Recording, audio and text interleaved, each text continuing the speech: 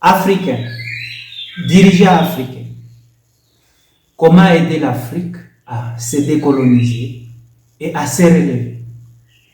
En Afrique, quand on fait un bilan, quand on établit un bilan des indépendances au regard du passé colonial, on juge un bilan négatif vis-à-vis des institutions africaines qui continuent d'appauvrir les populations africaines, mais pour enrichir les pays métropoles. Les indépendances ont été organisées au profit des colonisateurs. Ils ne voulaient ni de l'égalité des droits, ni de l'égalité des niveaux de vie. La suprématie blanche, une politique coloniale de longue durée, multiforme, qui a évolué du système colonial d'esclavage, continue d'inspirer la politique africaine. D'où l'Afrique est contrée dans l'infériorité sans se relever. À l'Europe, les formes, la politique, les droits, la science, la littérature, l'art, la langue, etc. À l'Afrique, l'espace et la matière première sont à mettre en forme selon les canons européens. L'Europe n'a concédé à l'Afrique que des simili-formes. La coutume, la sorcellerie, l'oralité, la religion, les dialectes, le tribalisme, l'individualisme, le patrimonialisme, l'ethnicité. Dans le vrai sens, les dirigeants africains ont perdu l'essence de l'État. Les généraux et les opposants se livrent à la guerre sans autre intention que de prendre le contrôle du pouvoir. Ils le veulent non comme un sacerdoce au service de leurs compatriotes ou au service de leur peuple, mais par fascination pour la puissance et les avantages qu'il offre. Les idéologies sont devenues obsolètes. Les vrais hommes d'État, ceux qui avaient la capacité de s'élever au-dessus des intérêts partisans et régionalistes pour rechercher les biens communs, ceux qui ont combattu l'arbitraire de la colonisation et les avatars après les indépendances, ou, plus récemment, ceux qui ont vaincu les régimes racistes d'apartheid en Afrique du Sud ont disparu dans la nature. Les générations actuelles des citoyens africains sont maintenant dirigés par des hommes tacticiens qui ont une forte aptitude à prendre des positions de pouvoir et les conserver à tout prix. La vie politique nationale dans la plupart des pays du continent se résume à une succession d'élites ouvertes, frontales ou par embuscade autour d'un seul centre d'intérêt, le contrôle des ressources minérales et leur captation à travers la patrimonialisation de l'État. À partir de ce moment-là, la chronique politique se transforme en une série d'événements qui répertorient les liens de contestation des résultats électoraux, relate les histoires des plans de succession dynastique et décrit les aventures des règnes monarchiques sans fin qui se transforment en mandat présidentiel. On prépare également la pérennité d'une seule et même famille ou même ethnie au pouvoir. Ainsi, la question devrait être posée. Comment parvenir à décoloniser le continent africain? Les anciens colonisateurs et les grandes puissances n'ont aucune intention de renoncer à des avantages stratégiques et à une emprise qui profite à leurs économies et leurs financements.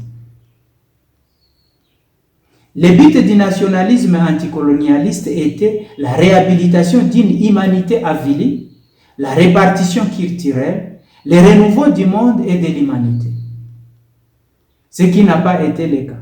Il ne s'agissait pas seulement de vaincre la faim et la soif, ou de répondre à des besoins purement matériels, comme garder une partie du fruit de son labeur, vendre son cacao ou son coton à un juste prix, avoir accès à la santé, à l'eau potable et peut-être à l'électricité. Non! Il s'agissait plutôt d'énoncer des paroles neuves. si les objectifs de l'existence humaine par l'art et la culture, d'ouvrir d'autres potentialités humaines, de faire monde avec les autres là où d'autres avaient longtemps pris l'habitude de faire monde contre nous, nous les Africains. Ce qui est loin d'arriver si nous, Africains, restons dans ces dérives obscurantistes. Le défi immédiat est de reconstituer des réserves intellectuelles, morales, culturelles, artistiques et nécessaires aux luttes d'aujourd'hui et de demain. Il s'agit de raviver la mémoire des luttes anticolonialistes et de relancer dans des conditions neuves les projets d'autodétermination.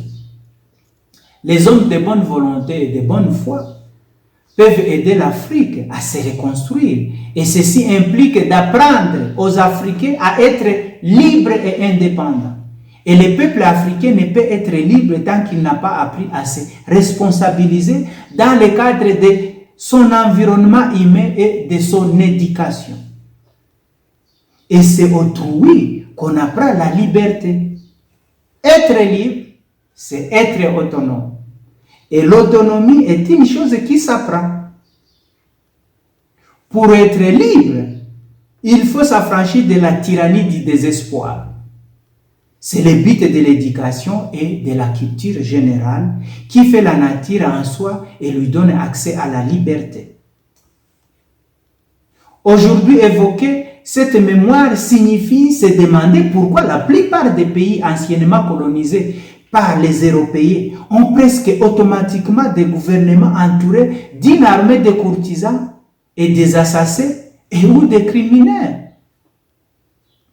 Les armées sont dirigées par des gouvernements étrangers, dont la plupart, les armées sont dirigées par des gouvernements étrangers, dont la plupart des membres de la classe dirigeante ont des passeports étrangers, ont des propriétés et des immeubles dans des pays non africains, sont évacués dans des hôpitaux étrangers en cas d'alerte, passent leurs vacances dans des hôtels chers en Europe, envoient leurs enfants étudier dans des institutions étrangères et amassent des fortunes mal acquises dans des banques suisses et autres paradis fiscaux.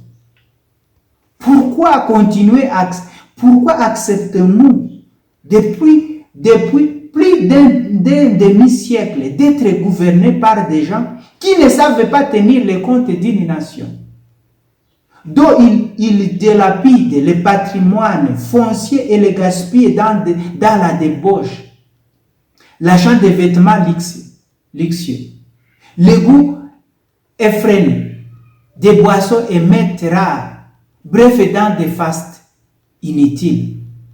Pourquoi les armes qu'ils utilisent contre les citoyens africains, telles que les fusils, les balles, les gaz lacrymogènes et les véhicules militaires, sont-ils d'origine occidentale, ainsi que les équipements qu'ils présentent lors des célébrations nationales et les uniformes de leurs armées?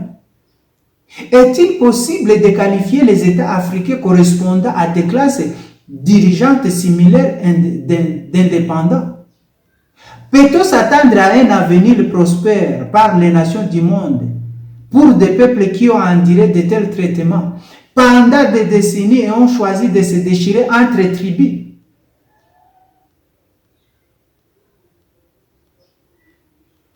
Et là où l'Union africaine est un miroir des Occidentaux, il est important d'établir un organe législatif ou un parlement africain pour le continent africain. Un essor de la coopération en Afrique est un symbole de progrès pour l'Afrique à la place de l'Union africaine. Depuis l'OIA à l'Union africaine, cette organisation panafricaine ne fournit pas les outils appropriés pour une action collective et globale des États africains en cas d'une crise violente, principalement en raison de la valeur partagée, de non-ingérence dans les affaires intérieures des États. Et l'acte constitutif qui donne désormais à l'Union africaine le droit d'intervenir dans un État membre des circonstances dans des circonstances graves, à savoir les crimes de guerre, les génocides et les crimes contre l'humanité, reste théorique. L'architecture africaine de paix et de sécurité reste une théorie et le concept final de la force africaine en attente, African Stand-by Force, est un avorton ou un mort-né. Malgré les organisations régionales mises en place pour la stabilité du continent africain, par exemple l'ECOWAS, FOMAC, SADC, CIRGL, la force régionale de l'EAC, force des métiers de la paix de l'ONU en Afrique et les coopérations militaires entre les pays africains et l'Union européenne, les États-Unis, la France, l'Allemagne, l'Angleterre, la Turquie, la Russie, au Sahel, au Maghreb, en Afrique de l'Ouest et en Afrique centrale, l'Afrique reste toujours déchirée et en fait. Toutes les forces régionales ou internationales sont financées par les colons et restent sous leur commandement militaire. Par exemple, l'ECOWAS en Afrique de l'Ouest et la force régionale de l'EAC en République démocratique du Congo restent toujours sous commandement militaire de l'Angleterre. Idem pour l'Union africaine qui fonctionne par l'appui de l'Union européenne. Ces opérations et ces ressources sont financées à plus de 70% par les superpuissances occidentales, ce qui limite naturellement sa capacité d'action et de réponse dans les crises continentales et internationales. D'où l'Union africaine et toutes ses forces régionales et internationales, métiers de la paix et coopération militaire, n'ont aucune raison d'être en Afrique. Les États africains font toujours recours aux forces régionales et internationales établies par les pays colonisateurs pour maintenir l'Afrique en insécurité, maintenir l'Afrique à genoux sans se relever. Ce qui est une continuité de la colonisation en Afrique. Les pays africains ne devraient pas continuer de servir comme des laboratoires de bases militaires de grandes puissances.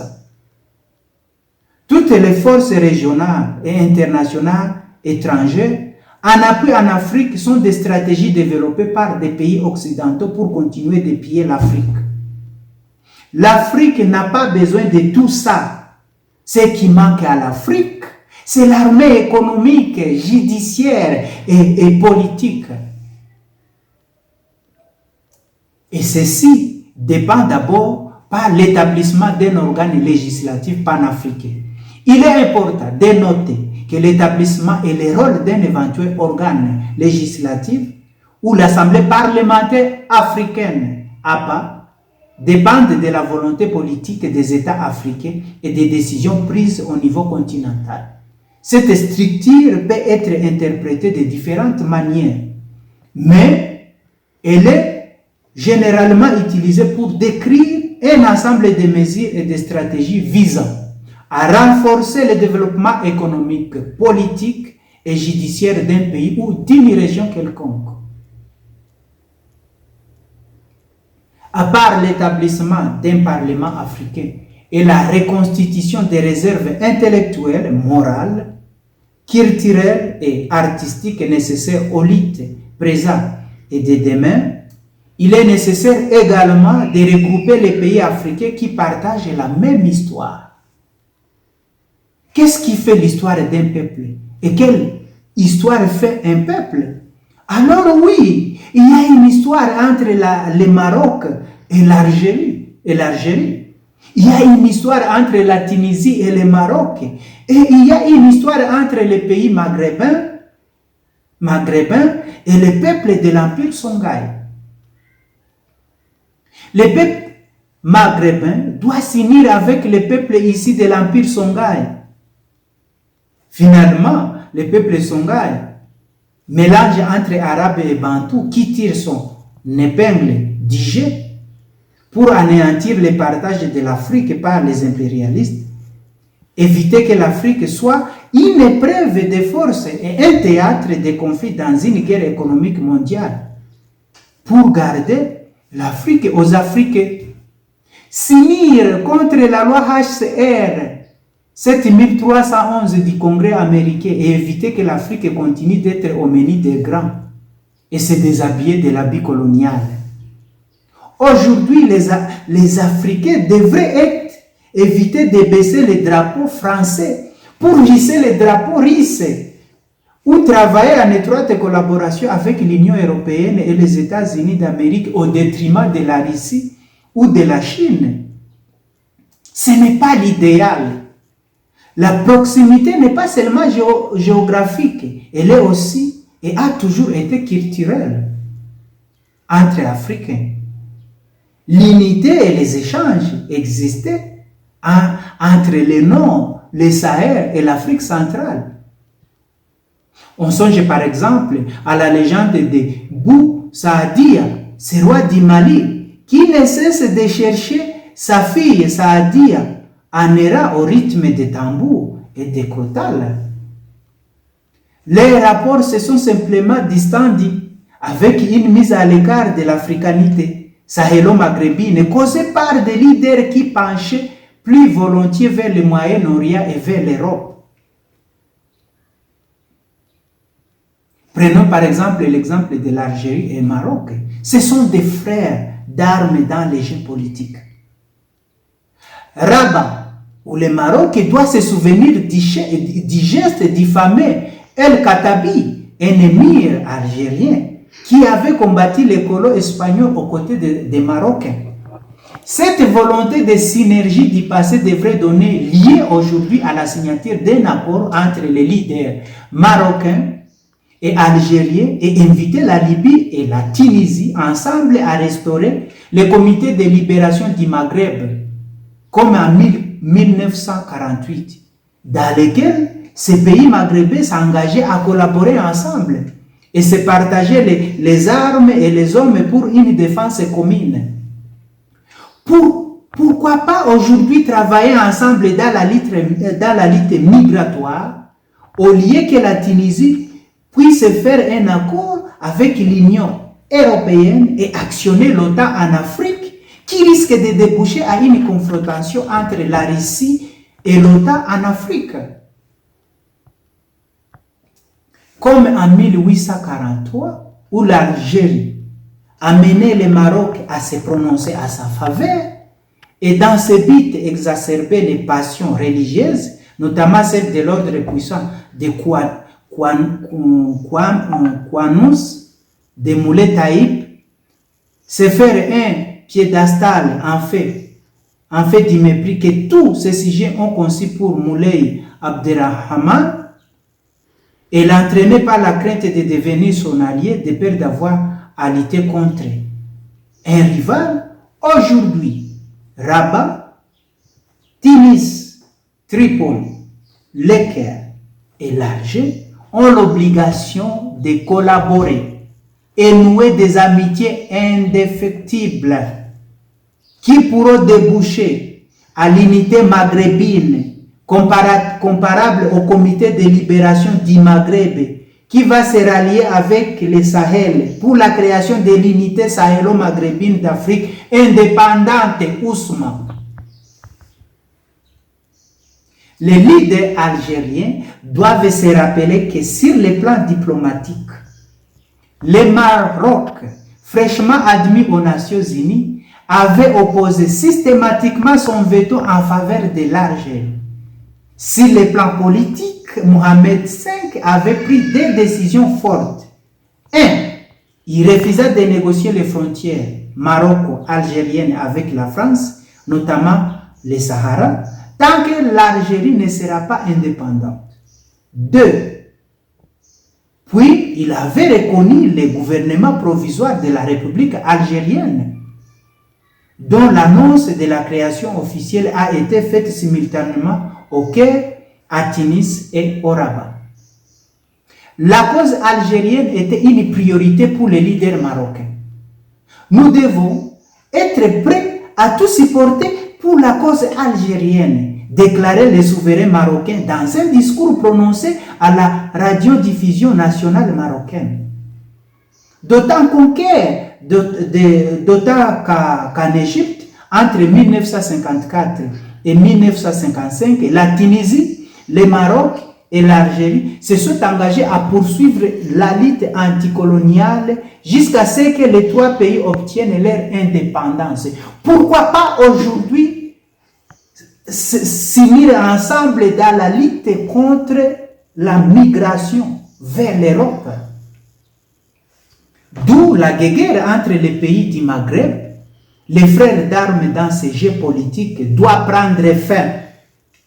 La rivalité entre le Maroc et l'Algérie doit cesser et interroger l'histoire pour unir leurs forces et travailler ensemble pour la cohésion maghrébine.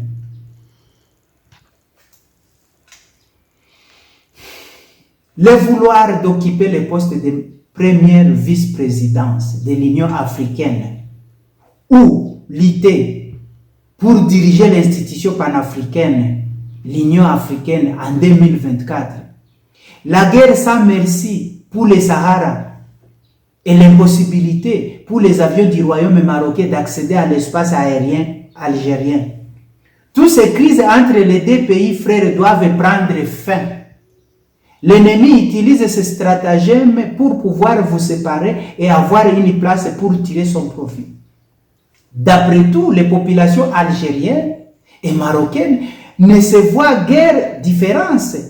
Un Africain qui traite comme ça un autre Africain est tout simplement inhumain.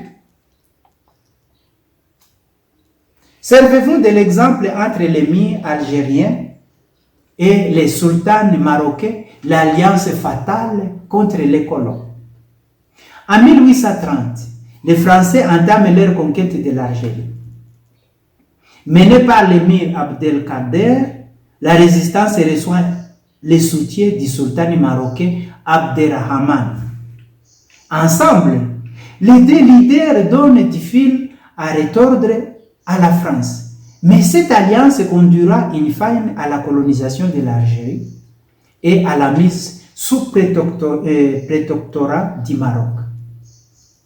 Le Maroc doit corriger ses erreurs du passé, où il avait l'empire que par les noms, avait décidé de collaborer avec la France au détriment de l'Algérie.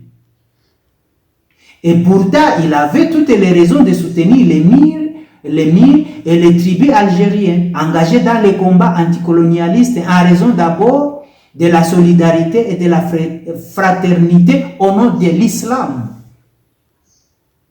Pris en étau, l'empire chérifais est également sollicité par la France, qui les considère certes comme un voisin, mais néanmoins dangereux.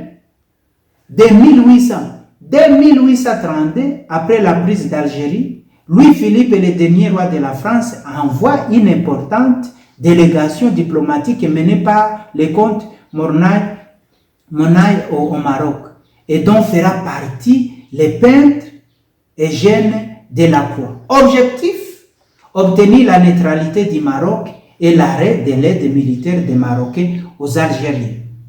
Le 24 janvier de la même année, la délégation débarque à Tanger.